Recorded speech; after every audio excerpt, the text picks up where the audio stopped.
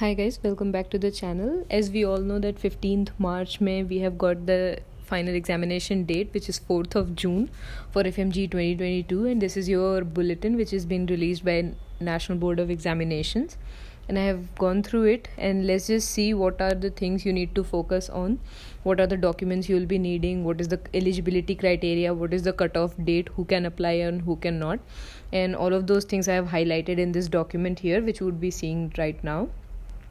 So let's first of all the important dates, which is we already know 15th March to 4th of April we will be eligible for the online submission of applications, and edit window for all candidates will start from 8th of April to 12th of April, and final edit window will be from 3rd of May to 6th of May, in which you can edit your photograph, signature or thumb impression. If it's not uploaded well, then they mail you back. After the first editing window period is over, if your impression, thumb impression or photograph have any problem, then they will mail you back on your email ID, and then you would be given the opportunity to edit it in between 3rd of May to 6th of May. So whatever email address you register with, please make sure that you check it every once in a while so you don't miss any important mails from NB. Okay. Then issue of admit card will be on 27th of May. Examination date is obviously 4th of June. Declaration of result is 30th of June. Okay, so I have highlighted the most important things which I think you need to know. It's a very big document. It's like 113 pages.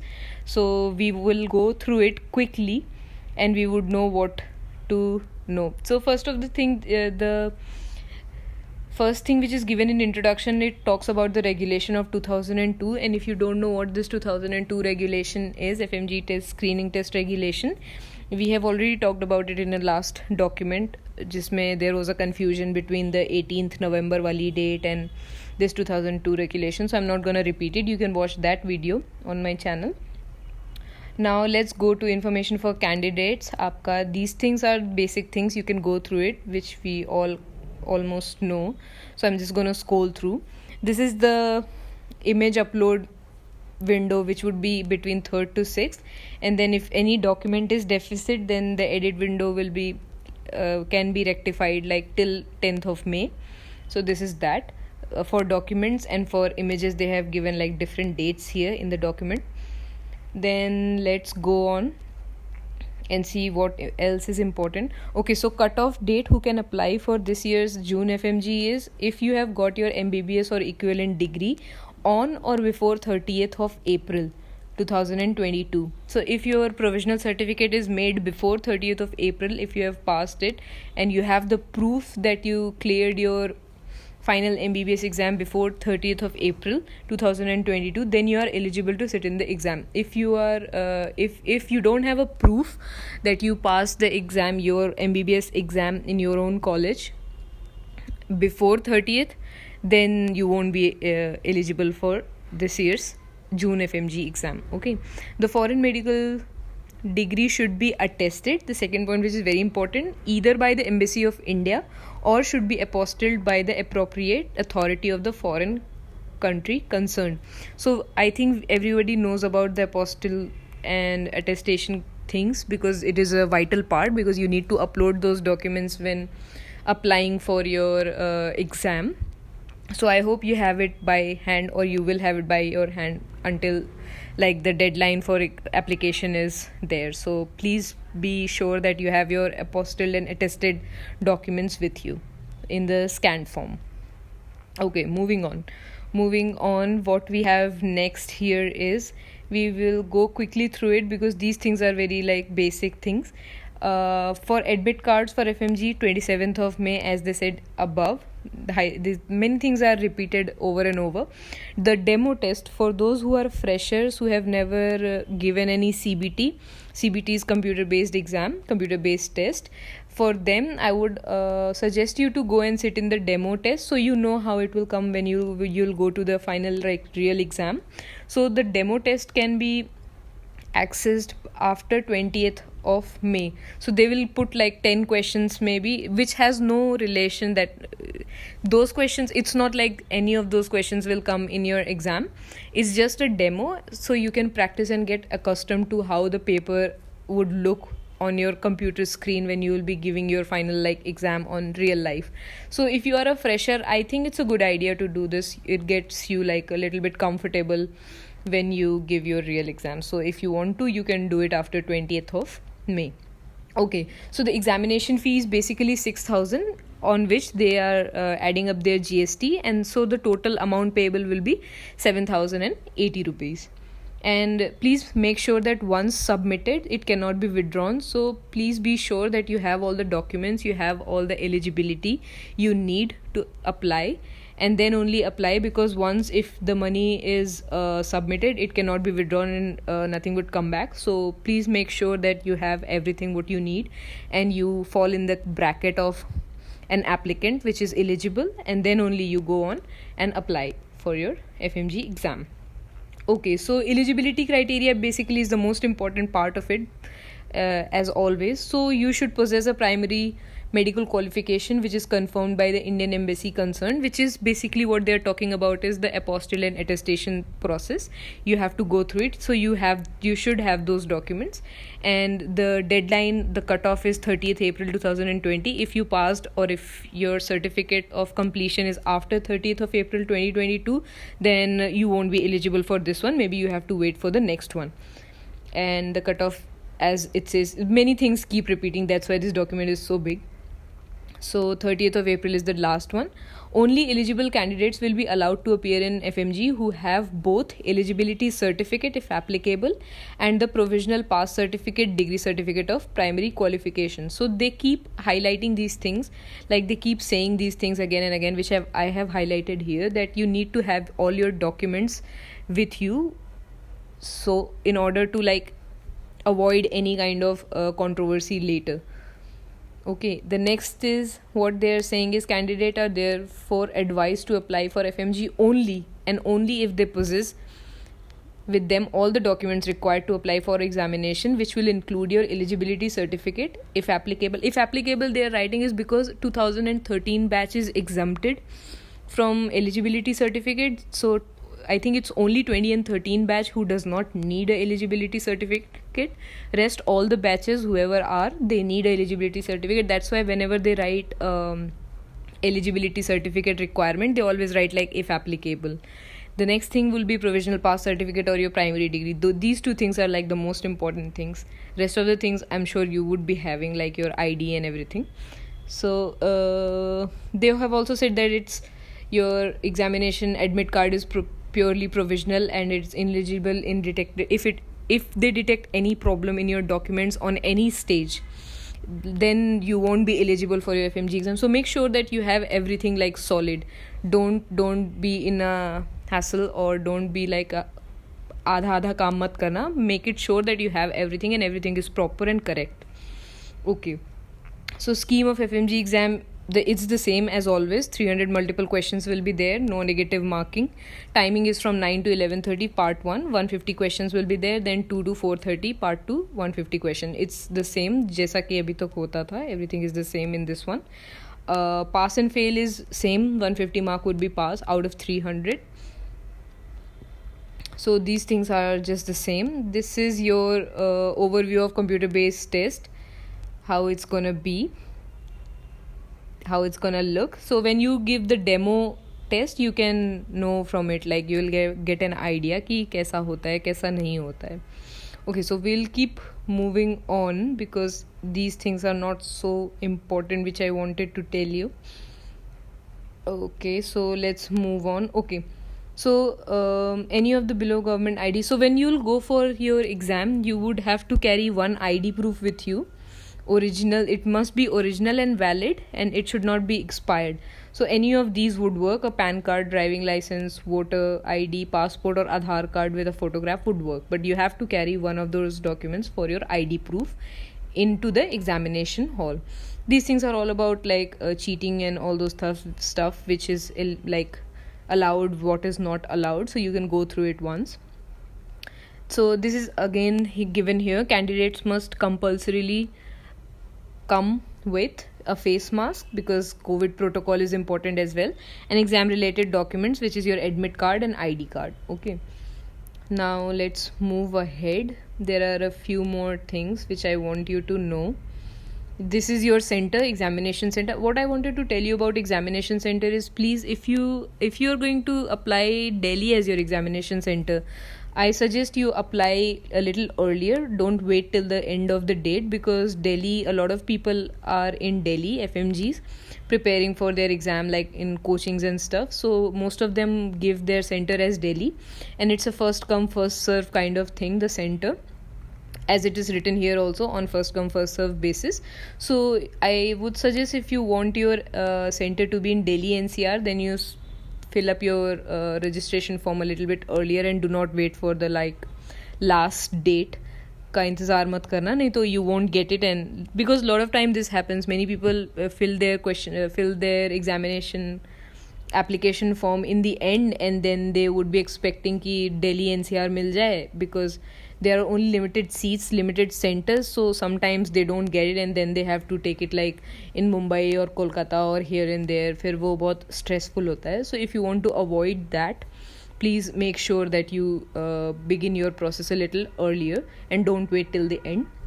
So this one is basically your process of application.